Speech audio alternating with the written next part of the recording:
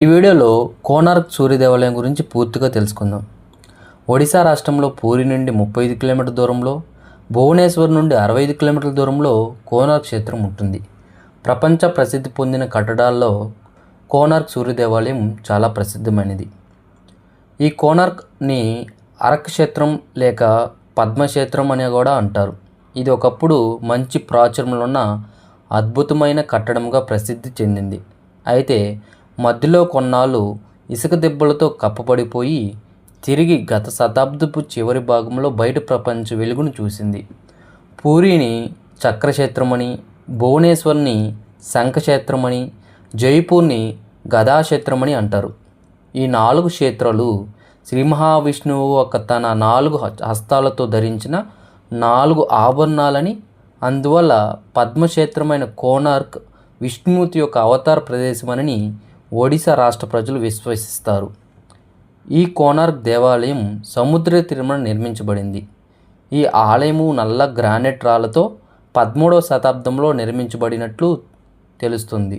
దీన్ని తూర్పు గంగా వంశానికి చెందిన నరసింహదేవుడు 1236 నుంచి 1264 సమయంలో నిర్మించాడు.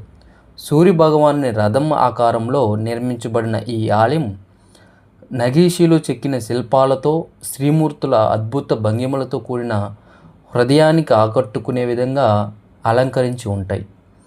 ఈ ఆలయం సముదాయం మొత్తం 7 బలమైన అశ్వాలు, 12 జతల అలంకృత చక్రాలతో లాగబడుతున్న పెద్ద రథం ఆకారంలో నిర్మించబడింది. ఈ ఆలయాన్ని నిర్మించడానికి అప్పట్లోనే 12 సంవత్సరాల సమయం పట్టిందని చెబుతారు.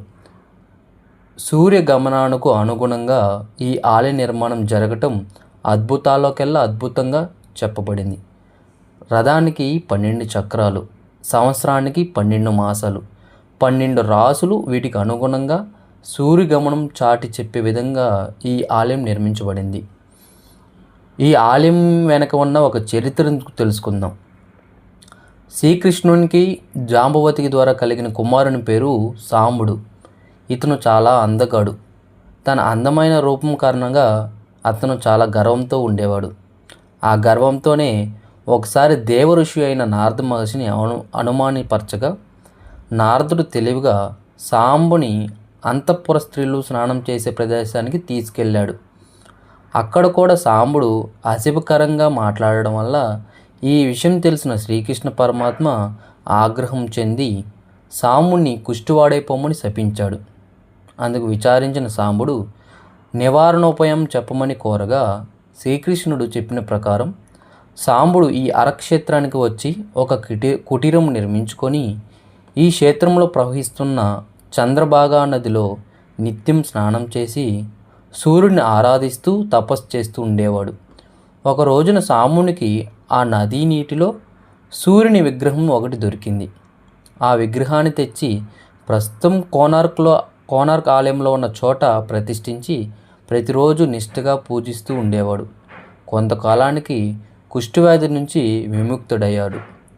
ఒకప్పుడు సూర్య భగవానుడు అర్కుడనే రాక్షసుని ఈ ప్రదేశంలో సంహరించాడు కనుక ఈ ఊరికి అరక్షేత్రం అని పేరు వచ్చిందని కొందరి అభిప్రాయం. ఒడిశా రాష్ట్రంలో మొత్తం 5 పవిత్ర క్షేత్రాలు ఉన్నాయని, అందులో ఈ ఊరు ఉన్న దిశలో సూర్యుడు వెలిసి ఉన్నాడని, కనుక ఇది కోనార్క్ అయిందని మరికొందరు అభిప్రాయం. ప్రస్తుత ఆలయం గోడల యొక్క బయట భాగం మాత్రమే చూడగలం.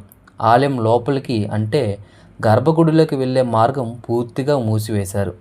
గర్భగుడిలో 7 గుర్రాలు ఉన్న రథం మధ్య సూర్య భగవాని విగ్రహం ఉండేదట. ప్రస్తుతం కనిపించే కట్టడం 192 అడుగులు ఎత్తు ఉంది.